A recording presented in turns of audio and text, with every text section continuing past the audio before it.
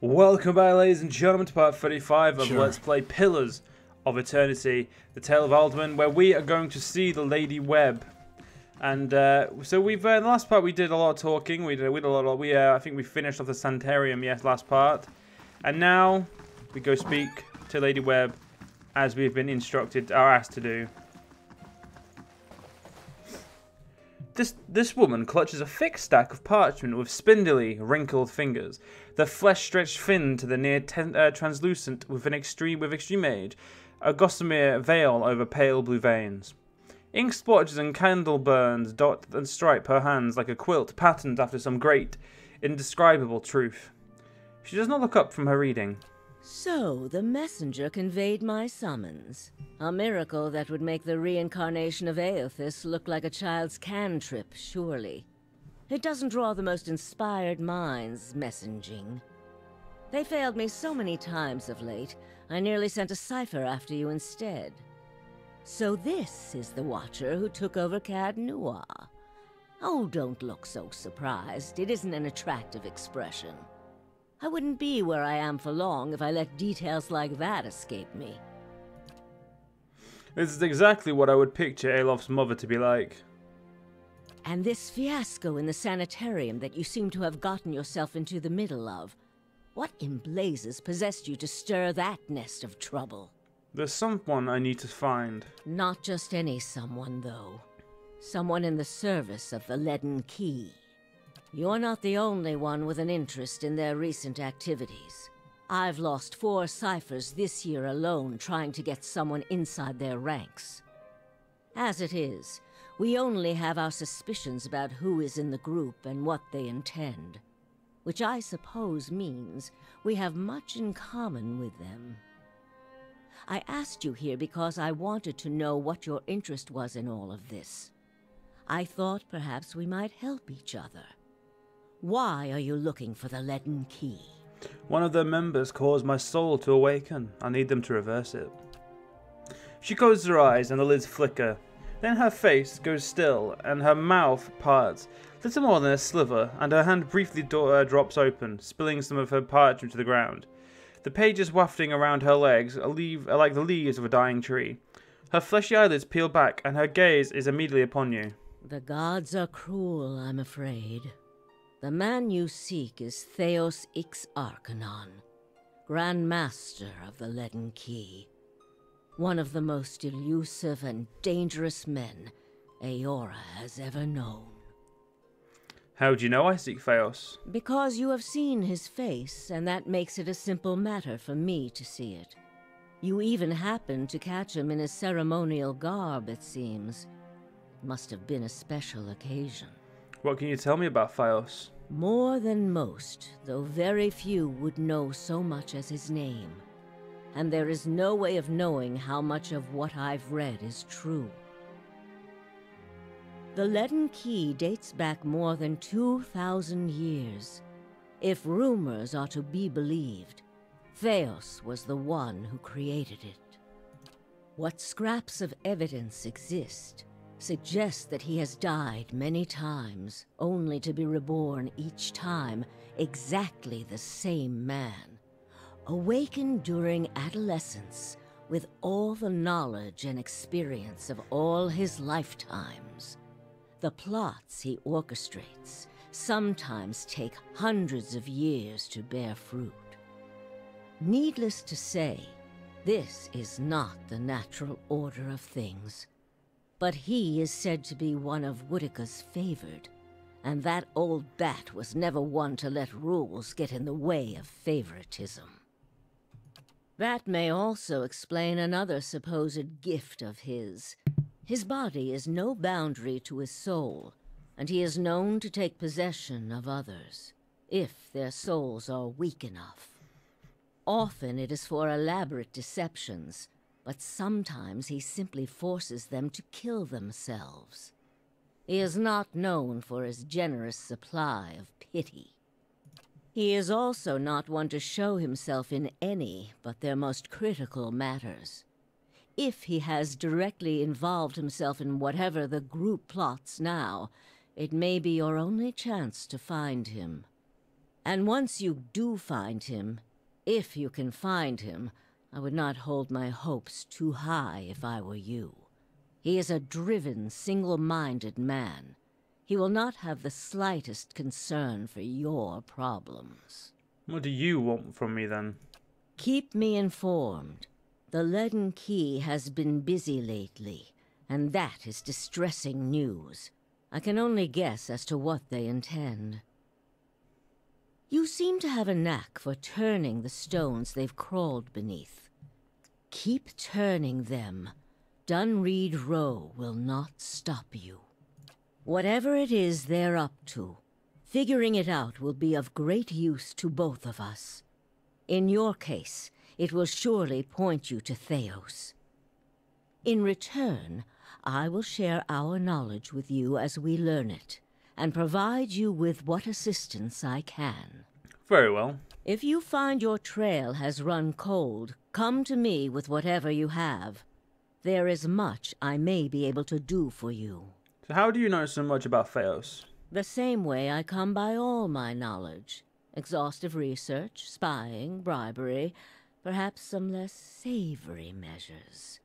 Whatever the knowledge demands, I pay in full. There is nothing of greater value. Unfortunately, with Theos, there is also nothing more scarce. He has covered his tracks far too well. His manipulations of the course of history are lost to time now, though I believe they were many. What else is there to know about the Leaden Key? Precious little, I'm afraid. You may know much of it already. No one member knows the identity of more than a handful of other members. They are kept in the dark of missions they are not involved in, or sometimes of those they are involved in. They exist to hide secrets they themselves don't know, if you can imagine how gullible someone must be for that to appeal. Despite that, they are very good at what they do, owing much to their founder, who will take matters into his own hands when necessary, and he does not fail. There is something I could tell you about Leaden Key's operations. Well, let's hear it. I found Theos in Brackenbury Sanitarium impersonating a patient who was trying to damage the public's opinion of animancy. Forgive me, it is unlike Theos to leave witnesses. He must be furious. He did not aid you as you'd hoped, I take it? Well, take heart. With any luck, when he has finished his business, he will surely come and find you again, if only to kill you while you sleep. This news of yours makes sense, of course. To dabble in animancy is to puzzle over the secrets of the gods. This would not be the Leaden Key's first action against it. But if this is connected to their other activities, we may be in for something on a much larger scale. If we can learn more about their goals and methods, perhaps we can get the palace behind us. With Avar's support, we may be able to put a stop to this. That's all? I have other questions. Yes? Tell me more about Dunreed Row. All the things there are to know in this world, and you ask me about work. Deerwood is a rebel country. Conflict is in its blood. If you think a few guards posted in our cities keep chaos at bay, you are very new to town indeed. And we do try to be enlightened for their sake. The knowledge we gather here is Deerwood's all the things. We are Deerwood's Cipher investigators. Sorry about that, gentlemen. Of course. But what we really are is its last barrier against anarchy. People are more at ease when they believe they are watched over by someone more enlightened than they are. It pacifies them. So that is the image we foster. And we do try to be enlightened for their sake. The knowledge we gather here is Deerwood's standing army in many ways. We learn what's vital and we act on it while Deerwood sleeps, blissfully unaware of the terrifying truths all around them. I wish I could tell people the things I know sometimes, But the truth is, I don't think many of them could bear it. How did you come to be here? Me? I started this place, in a different time, under a different duke. I impressed the duke with my research and my work ethic, and he became possessed of the notion that I would be ideal to lead a secret network of gifted investigators. I don't know how such an idea got into his head. How old are you? She gives a half-hearted gasp and covers her mouth with crumbled fingers. You wicked man, where are your manners? Were you raised without a shred of decency? I lost count ages ago. Such a strange thing to celebrate, getting closer to death. Oh, I've had my share of work done to prolong my existence, if that's what you're wondering. I'm not ashamed of it. I'm not done here. There are things I still wish to learn. And I'll be the effigy if I let Berith carry me off before I'm through. There was a time when I considered enlisting the theorems of Pondgrum to extend my life indefinitely. I found the thought of devouring my political enemies to sustain my own life greatly appealing. I must have gone soft with age. Are you psychic? If you are hoping I can look at your hand and tell you whom you should marry, you can just wipe that notion from your mind. I do not know what will happen tomorrow. That is what I pay spies for. Being a cipher is not unlike being a watcher. You notice more about what is already there. Many can hold an object and know where it's been, or peer into the thoughts of people around them. They can also sometimes affect those thoughts, but that would be unethical, of course. A tiny, talented few pick up so much about the world around them, they can get images of things to come, but these are fleeting and unreliable. You said you don't know what will happen tomorrow. Who said I was talented? I don't.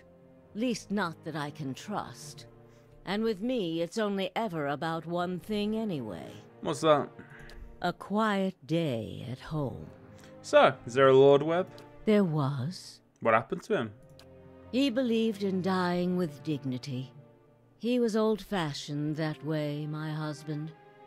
We saw the world very differently, he and I. But he was good to me while he lasted. Let's talk about something else then. Other questions? Nope. No questions. Try your best not to die out there. That's not gonna fucking happen. We're probably gonna die, let's be honest. And yep, still considered stealing from you. She just looks like an old person. I don't see any like difference. And these are just all agents, so nothing interesting to talk to. So let's take ourselves back downstairs.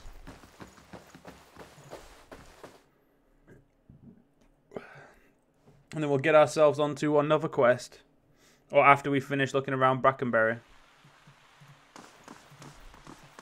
Because I believe we've got someone to talk to in Brackenbury because of an investigation quest where we're helping someone. They're helping one of the ciphers in Dunrid Row or whatever it's called.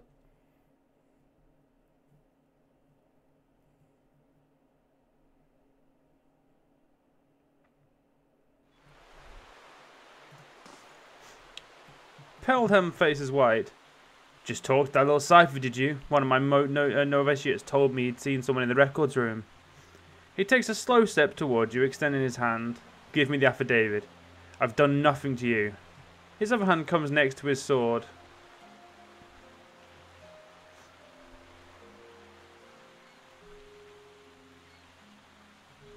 Cheer up. I know, he's like, what does this mean to you? Are you serious? This is my career. I've laboured years for it. And it all hangs on some coincidence of a past life. Any Deerwoodian, rich or poor, can aspire to position in the Crucible Knight.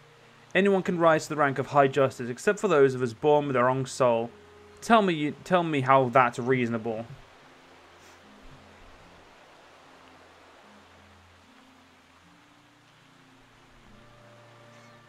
I mean, to be fair, he always did think you were someone special. Soon everyone know you are.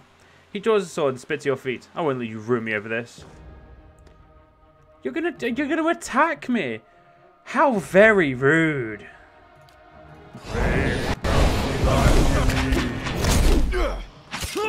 guess we're just gonna have to kill you then, aren't we?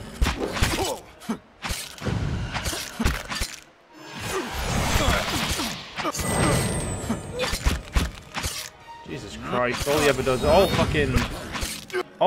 Durance does is get himself killed. Like, that's what I can say he definitely does, like, spectacularly, is get himself nearly killed. There we go, these skeletons are actually being used for a fucking change.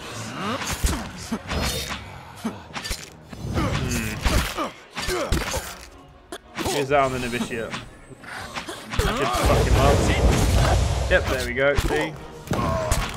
Getting that one down. Wait, that one didn't die? What the fuck?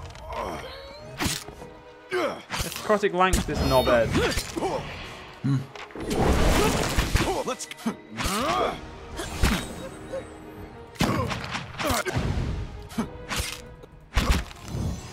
Apparently this fox has his own, like, thing that I haven't actually done anything with.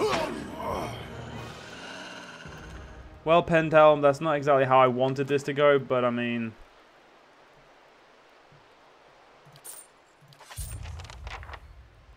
It's already happened, hasn't it?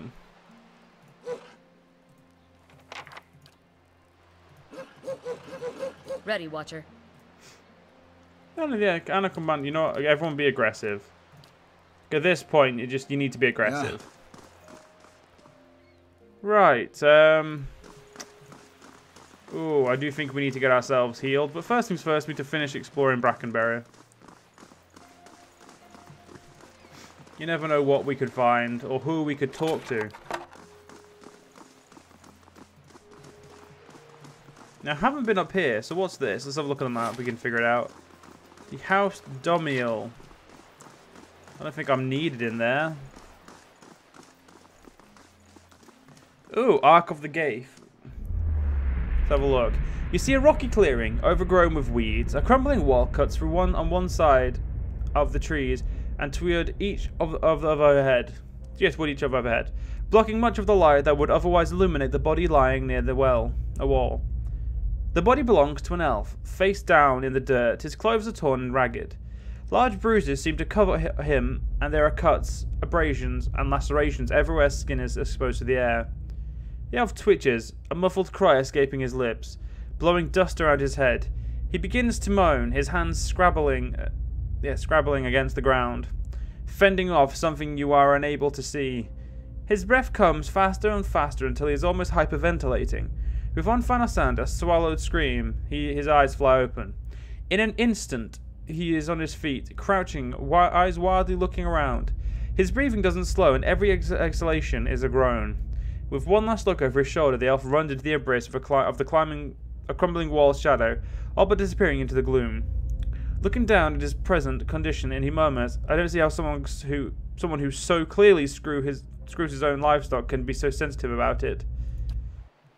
So basically, he said that someone fucked their own stuff. You know, we'll deal with this in a bit because I want to go see what's up here first. I want to talk to these two guys so we can see their history. We'll go with this guy first, Rocco Francis Whitebrows. You see a burly man inspecting a dilapidated inn, the Amura salesman almost dwarfing him as they walk through the once proud establishment. The walls are rife with stains, and only Whale knows what else smeared on every available surface. Not one thing stands unbroken, and moth-eaten blankets, rotting food, and trash give evidence to a succession of squatters. The man frowns, scrutinizing the space. The Amura gives him a final offer, flashing 2 white teeth with each syllable, oversized and threatening. With a sigh and a jingle as he hands over the coin pouch, the man acquires the dump of an inn and begins to plan. And this guy is Timothy Whiteweaver. You see this man kneeling naked before a dais in the center of a large round room. Across the room, opposite from where he kneels, stands a large throne. The throne's back and 2 of its legs are broken, rendering it unusable and causing it to tilt precariously on its stand. The room is ringed with figures clad in black robes, each chanting quietly, resulting in a low drone that pervades the room. On the dais, across the brazier, is another robed figure, holding a leather-bound book with charred marks on it. He is speaking to the naked man about fealty, dedication, and law. When he finishes, he bids the other to rise and hold the book out to him over the burning coals in the brazier. The naked man nods, and the robed man drops the book into the fire. The naked man drops to one knee briefly, pressing his forehead to the side of the brazier, then stands and thrusts both his hands into the coals of the bottom of the brazier. He retrieves the book, slowly presenting it to the robed figure before him. The man rubs his thumb on the ash that he has collected and on the cover of the book, and uses it to draw a mark on the naked man's forehead over the burned flesh. The naked man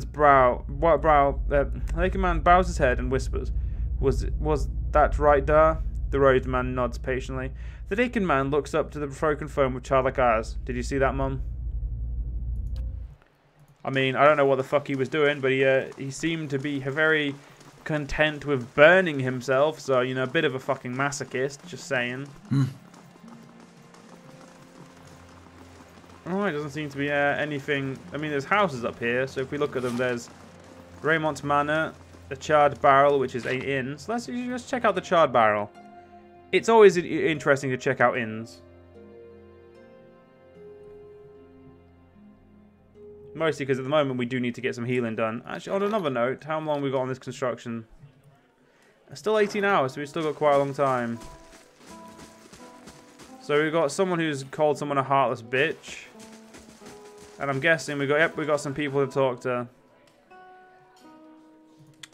Well, ladies and gentlemen, I'm actually going to end this part here because I need to go to bed because I've got work in, well, I've got to get some sleep for work. So I hope you guys enjoyed, and I'll see you guys in the next part. See you guys then.